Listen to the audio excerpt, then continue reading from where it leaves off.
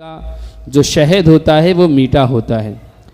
मगर मेरे प्यारे आका के प्यारे दीवानों, गौर करने की बात यह है कि मधुमक्खी जिस फूलों से रस चूसकर अपने मुंह में जमा करके छत्ते में लेकर आती है, वो फूल का जो रस है या वो फूल कोई मीठा नहीं होता है, बल्कि उसका जायका, उसका टेस्ट कड़वा होता है।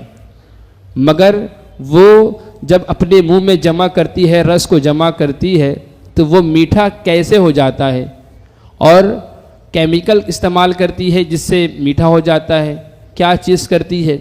मिसाल के तौर पर अगर आपसे मैं कहूँ कि भाई एक गिलास आप नींबू पानी बना के लेके आओ, आपने लेकर आया, फिर मैंने कहा आप दूसरी बार लेकर आओ, आपने दूसरी मर्तबा लाया, फिर आपसे मैंने कहा तीसरी मर्तबा लेकर आओ, आपने तीसरी मर्तबा लाया, और तीनों मर्तबा आपने एक शरबत बनाया नींबू पानी, तो तीनों में कुछ ना कुछ फ़र्क होगा।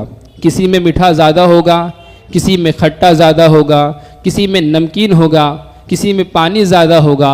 तो मेरे प्यारे आका के प्यारे दीवानों, मगर मधुमक्खी है वो जितनी मर्तबा जाती है छत्ते में लाकर उस रस को जमा करती है, और हर मर्तबा वो मीठा ही होता है, मिठास में कोई फ़र्क नहीं होता है। मगर जब फूलों से रस को चूसती है, जमा करती है अपने मुंह में, तो वो कड़वा रहता है। मगर छत्ते में जब पहुंचती है तो पहुंचने के बाद उसका जायका मीठा हो जाता है।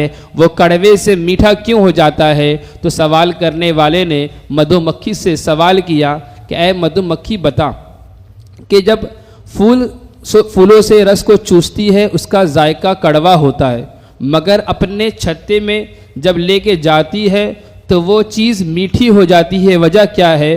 तो मधुमक्खी ने कहा कि हाँ, मैं जब फूलों से रस को चूसती हूँ, जमा करती हूँ अपने मुंह में, तो वो उसका जायका कड़वा होता है। मगर जब मैं रस को जमा करती हूँ और छत्ते में जाने तक के जो फासला होता है, उतने फासले पे मैं अपने आका पर दुरूद पढ़ती हूँ। मोहब्बत से कहे सुभान अल्लाह। तो मोहब्बत से कहे सुभान अल्लाह। तो दुरूद पढ़ने की बरकत से अल्लाह उस कड़वे को मीठे में तब्दील फरमा देता है।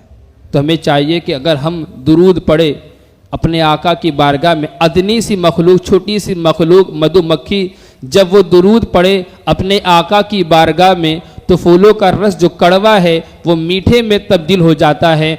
हम तमाम अफजल मखलूक है, तमाम मखलूक में सबसे अफजल है। अगर हम अपने आका की बारगाह में दुरूद पढ़े तो बताओ उसका फ़ायदा हमें मिलेगा कि नहीं मिलेगा? मगर हमने दुरूद पढ़ना कम कर दिया है। तो मैं उम्मीद करता हूँ कि जितना हो सके अपने आका की बारगाह में दुरूद पढ़ने की कोशिश करेंगे इंशाअल्लाह, जितना हो सके।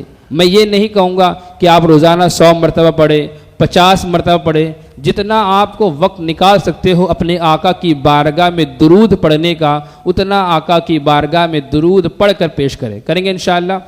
जरा मोहब्बत से कहे